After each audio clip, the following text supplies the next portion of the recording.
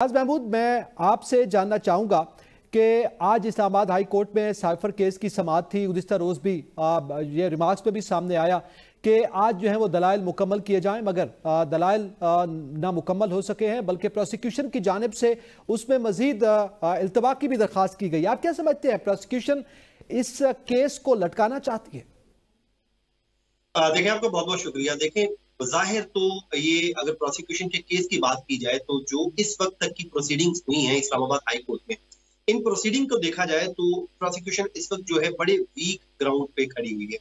बज़ाहिर ये नजर आ रहा है कि उनका जो केस है वो ज्यादा देर तक कायम नहीं रह सकता। इसमें दो चांसेस हो सकते हैं, जो इम्कानात हो सकते हैं। एक इम्कान ये हो सकता है कि इस केस को रिमांड बैक कर दिया जाए, जिसके बड़े लेस चांसेस हैं, और दूसरा ये इम्कान ये हो सकता है कि इसमें इनको जो सजा है उसको कलअदम करार दे दिया जाए। बाकी अदालत अगर चाहे तो उसको बरकरार भी रख सकती है, वो उसका इख्तियार है। लेकिन क्योंकि प्रोसिक्यूशन को इस वक्त ये दिखाई दे रहा है, उसका जो केस है वो बड़ा वीक ग्राउंड पे दिखाई दे रहा है, तो बज़ाहिर यही लग रहा है कि प्रोसिक्यूशन चाहती है, इस्तगासा ये चाहती है कि किसी भी तरीके से टाइम गेन किया जाए, क्योंकि इस वक्त जो टाइमिंग है वो बड़ी अहम है। इस वक्त डियाला जेल में एक और दूसरा मुकदमा, बड़ा अहम मुकदमा चल रहा है, वो 190 मिलियन पाउंड करप्शन केस का है। उसमें 59 गवाह थे, उसमें से 10 गवाह तो वैसे ही तर्क कर दिए गए, बाकी उसमें गवाहों के स्टेटमेंट्स तो रिकॉर्ड हो रही हैं, लेकिन वो अभी तक मुकम्मल नहीं हुआ। तो प्रोसिक्यूशन ये चाहती कि जितना अरसा चल जाए, इमरान खान साहब क्योंकि इस वक्त जेल में है तो वो तो यही चाहेंगे कि वो अंदर ही रहें, जबकि उनके वकला की कोशिश होगी कि ये मुकदमा जल्द से जल्द निपट जाए। पहले जो है ट्रायल से पहले उसमें सिचुएशन बड़ी और डिफरेंट थी। वो सिचुएशन कुछ इस तरह थी कि बानी पीटीआई के वकला ये चाहते थे कि इस केस को लिंगर ऑन किया जाए, किसी भी तरीके से फैसले को जो है वो आगे लेकर जाया जाए, लेकिन उस वक्त प्रोसिक्यूशन ये चाहती थी कि सजा करवाई जाए और हर सूरत जो है इस केस को जल्द से जल्द कंक्लूड किया जाए। तो उस वक्त उन्होंने आओ देखा ना ताओ देखा और फौरी फौरी इस मुकदमे को आगे बढ़ाया, और उसमें क्रॉस एग्जामिन का जो हक है उनका वो भी उनसे ले लिया गया, उसमें सरकारी वकला को खड़ा कर दिया गया। ऑल्दो कि आज उन्हीं सरकारी वकला की क्रॉस एग्जामिन के ऊपर भी बात हो रही है, उनके जो करियर है उसके ऊपर भी बात हो रही है, बल्कि आज तो जस्टिस मियां गुल हसन औरंगजेब साहब ने इस्तफसार भी कर लिया कि सजाए मौत का मुकदमा भी कभी जो सरकारी वकला को खड़ा किया गया था, कि उनको मुकदमा उन्होंने लड़ा भी है या नहीं, क्योंकि इसमें तो सजाए मौत की दफात भी लगी हुई थी। तो इस वक्त बज़ाहिर तो यही लग रहा है कि इस्तगासा यही चाहेगी कि इस केस को जो है वो आगे लेकर जाया जाए, लिंगर ऑन किया जाए। लेकिन क्योंकि इसमें जानवन एक रीजन थी, हामिद अली शाह साहब की वालदा बीमार है, लेकिन कल का दिन तो उनको मिल गया था, लेकिन आज क्योंकि कोर्ट ने बड़ी डायरेक्शन दे दी थी, उसमें कहा था कि भाई आपने नकवी साहब आपको दलाइल देना होंगे, अगर वो नहीं आएंगे। तो आज जुल्फकार नकवी साहब ने आर्गूमेंट्स तो किए, लेकिन उनके जो आर्गूमेंट्स हैं वो बड़े तवील हुए, और अब वो इस मुकदमे को, इस समाअत को एक समाअत और आगे ले जाने में कामयाब हो गए। अब ट्यूसडे को इस केस की समाअत होगी। ट्यूसडे को अब ज्यादा से ज्यादा इनको 40-45 मिनट चाहिए होंगे, फिर 40-45 मिनट जो है वो जवाब के लिए बैरिस्टर सलमान सफदर साहब भी मांग रहे हैं।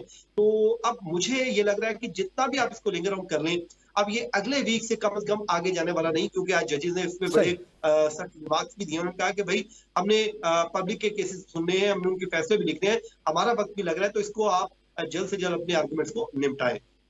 ठीक है सलमान, आप क्या समझते हैं कि इस वक्त ये केस जो है अपने मंतकी अंजाम के करीब है, प्रोसिक्यूशन बड़ी वीक दिखाई दे रही है, और साइफर के मतन का भी इसमें जिक्र हुआ है। साइफर के मतन के हवाले से यह एतराफ़ भी प्रोसिक्यूशन की जानिब से सामने आया है कि अगर इमरान खान की हुकूमत गिराई गई तो नताइज भुगतना होंगे, यहाँ तक तो जिक्र किया गया है। क्या रुख इख्तियार करेगा ये केस? वो तो प्रोसिक्यूशन वाले कह रहे हैं कि मेरे ख्याल है वो उसको डोनाल्ड लू को ही बुलाते हैं, उससे ही पूछते हैं एक दफ़ा कि भाई तूने क्या कहा है, ऐसा क्या तूने लिख दिया है, ये किसको क्या धमकी दी है, इधर नहीं हो रहा तो वहाँ पे अमेरिका में ही उससे पूछ लें।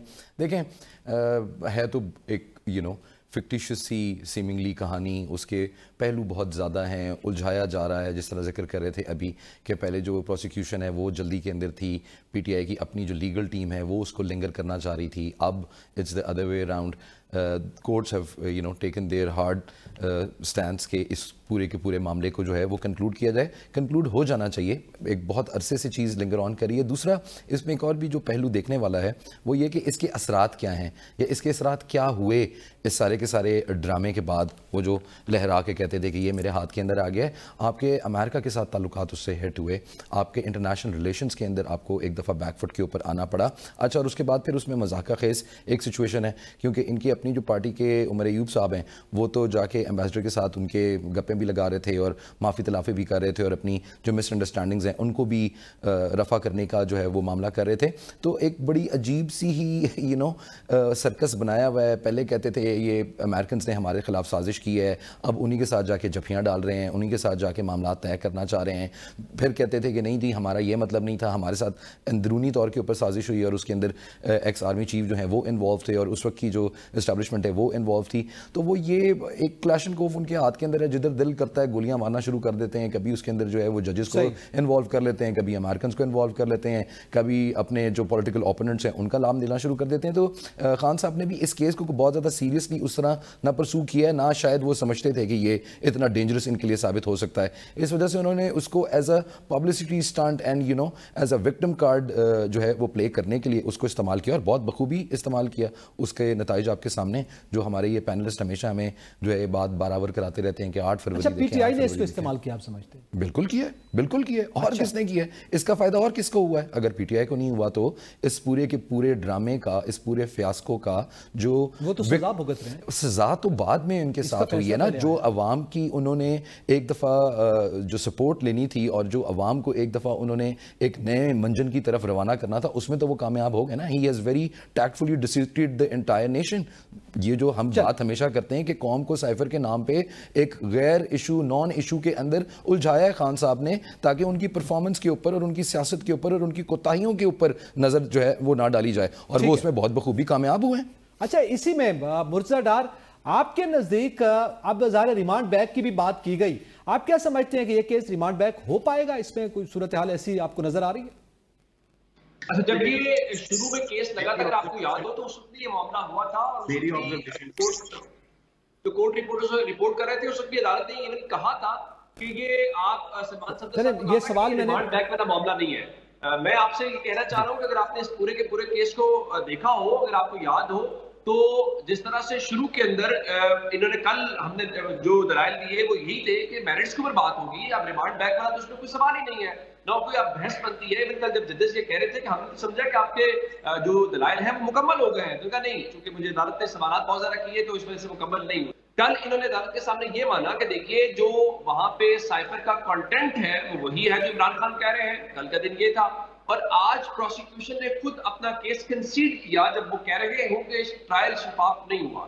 اس کا مطلب یہ ہے کہ ٹرائل شفاف کس نے نہیں ہونے دیا, یا کیوں ٹرائل شفاف نہیں ہوا, یا اس کے کیا مقاصد تھے. امپورٹنٹ بات یہ ہے اگر ٹرائل شفاف نہیں ہوا تو کیا دوبارہ ریمانڈ بیک کر کے دوبارہ سے کریں گے؟ وہ پاکستان میں کہتے ہیں کہ پاکستان میں پنشمنٹ جو ٹرائل کنکلوڈ ہونے کے بعد تو بات کی بات ہے, پاکستان میں جو پروسیس ہے وہ اٹ سیلف پنشمنٹ ہے, اور آپ ایک پولیٹیکل لیڈر کو وکٹمائز کر رہے ہیں اور ایک خاص موقع کے اوپر آپ نے اس کے خلاف ایک پورا ماحول بنایا غداری جیسے سنگین واقعے کے اندر. اور پھر جس طرح جسٹس گلشن اور اگزیل کہہ رہے تھے کہ جب ایک انتہائی حساس معاملہ ہے, آپ سزائے موت والا کیس سن رہے ہیں اور آپ نے کتنے ہفتوں میں اس کو فائنڈ اپ کر دیا, تو میرے خیال سے یہ جس طرح سے باقی کیسز والی بات ہے اسی طرح سے ایک پولیٹیکل کیس ہے, اور اس پولیٹیکل کیس کے ذریعے عمران خان کو وکٹمائز کیا گیا. لیکن ظاہر ہے وہ معاملہ ٹھوس ہو گیا, لوگوں نے اس بات کو نہیں مانا.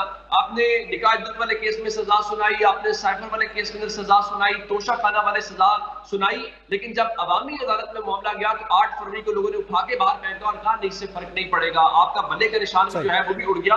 تو میرے خیال سے یہ بالکل اس میں کوئی پروسیکیوشن کے پلے کچھ بھی نہیں تھا, اب بھی نہیں ہے, اور اپنی رائٹ ڈائریکشن میں صرف اتنی سی فرق یہ آیا ہے کہ وہ خط لکھنے سے پہلے ججز کی صورتحال تھوڑی سی ڈفرنٹ ہے. اب ذرا ججز وہ کیا کہتے ہیں کہ آزاد مائنڈ کے ساتھ چیزیں اپلائی کر رہے ہیں, تو ریزلٹس آپ کے سامنے, اور یہی ریزلٹس ہوں گے, اس میں کوئی ڈفرنٹ نہیں ہے, کوئی انہونی نہیں ہے. یہ ریزلٹ جو ہے آپ سے